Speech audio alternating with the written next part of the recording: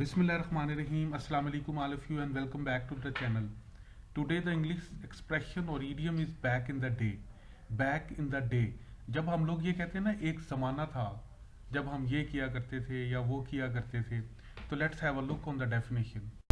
Back in the day इसकी definition ये बनती है a time in the past when you remember something beautiful about that time.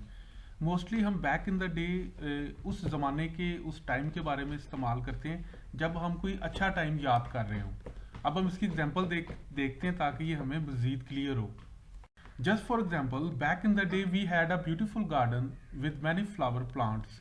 ये एक ज़माना था, हमारे पास एक बाग था, वहाँ पे बहुत से फूलों वाले प्लांट्स थे.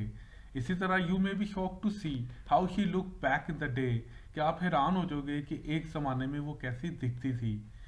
और इसी तरह I was use to walk early in the morning back in the day but now everything has change. एक ज़माना था मुझे सुबह सवेरे उठने की आदत थी, सुबह सवेरे मैं वॉक करता था, लेकिन अब हर चीज़ जो है वो चेंज हो चुकी है. होप सो कि मैंने आपको इसका मीनिंग जो है प्रॉपर तरीके से समझा दिया.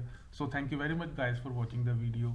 If you like the video please hit the like button and don't forget to subscribe the channel.